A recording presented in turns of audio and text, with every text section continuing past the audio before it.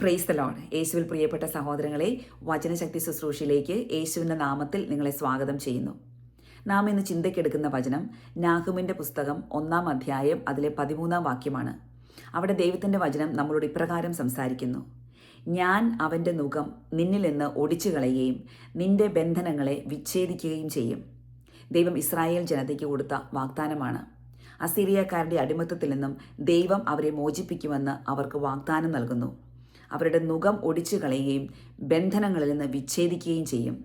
എന്നാൽ ഇന്ന് ഈ വചനം നമ്മുടെ ജീവിതത്തിൽ എപ്രകാരമാണ് പൂർത്തിയാകുന്നത്? ക്രിസ്തു നമ്മെ പാപത്തിൻ്റെ അടിമത്തത്തിൽ നിന്ന് മോചിപ്പിച്ചു. ക്രിസ്തുവിൽ നമുക്ക് സ്വാതന്ത്ര്യമുണ്ട്.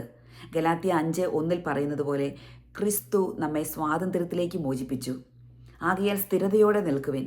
അടിമത്തത്തിന് നുകത്തിന് നിങ്ങൾ ഇനിയും വിധേയരാകരുത്.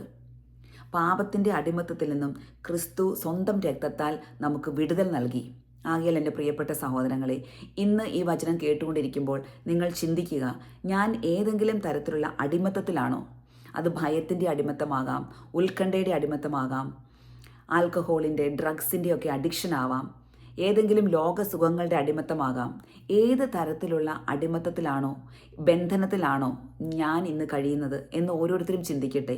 ഇതുപോലെ ഏതെങ്കിലും തരത്തിലുള്ള അടിമത്തത്തിലാണ് നാമോ നമുക്കറിയാവുന്നവരോ കഴിയുന്നെങ്കിൽ പാപത്തിൻ്റെയോ തഴക്കദോഷങ്ങളുടെയോ എതിർ ചിന്തകളുടെയോ ദുഷ്ടാരൂപികളുടെയോ അന്ധകാര ശക്തികളുടെയോ ഒക്കെ പല രീതിയിലുള്ള അടിമത്തത്തിലാണ് കഴിയുന്നതെങ്കിൽ യേശുവിൻ്റെ നാമം വിളിച്ചപേക്ഷിക്കുക, യേശുവിൻ്റെ രക്തത്തിൽ ആശ്രയിക്കുക, യേശുവിൻ്റെ കുരിശിലേക്ക് നോക്കുക.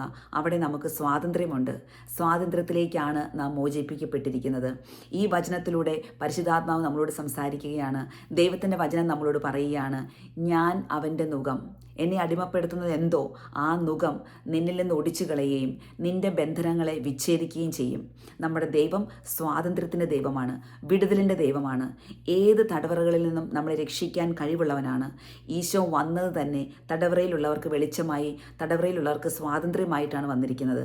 ആകയാൽ ഏതെങ്കിലും തടവറയിൽ ഇന്ന് വിഷമിച്ച് കഴിയുന്നവരുണ്ടെങ്കിൽ ക്രിസ്തുവാകുന്ന പ്രകാശത്തെ സ്വീകരിക്കുകയും അവൻ്റെ വെളിച്ചത്തിലേക്ക് വരികയും ചെയ്യുക. യേശുനാമം വിളിക്കുക. യേശുനാമം വിളിക്കുന്ന എല്ലാവരും സ്വാതന്ത്ര്യത്തിലേക്ക്, രക്ഷയിലേക്ക് കടന്നു വരും. ഈ ഒരു വിശ്വാസം നമ്മുടെ ജീവിതത്തിൽ ഉണ്ടാകട്ടെ. ഈ വചനത്തിന് ശക്തി കൊണ്ട് നാം നിറയട്ടെ. എല്ലാ തരത്തിലുമുള്ള അടിമത്തത്തിൽ നിന്നും യേശുവിൻ്റെ നാമം നമുക്ക് വിടുതൽ നൽകട്ടെ. ഇതിനായി നമുക്ക് പ്രാർത്ഥിക്കാം. നമുക്ക് അറിയാവുന്നവർക്ക് വേണ്ടി നമുക്ക് പ്രാർത്ഥിക്കാം. നിങ്ങളെല്ലാവരും വചനശക്തിയുടെ പേജ് ഫോളോ ചെയ്യണമെന്നും ഈ വീഡിയോ നിങ്ങൾക്ക് പറ്റുന്നത്രയും ആളുകളിൽ എത്തിച്ചു കൊടുക്കണമെന്നും ഒരിക്കൽ കൂടി ഓർമ്മിപ്പിക്കുന്നു. ദൈവം നമ്മളെ എല്ലാവരെയും സമർത്ഥമായി അനുഗ്രഹിക്കട്ടെ. ആമേൻ.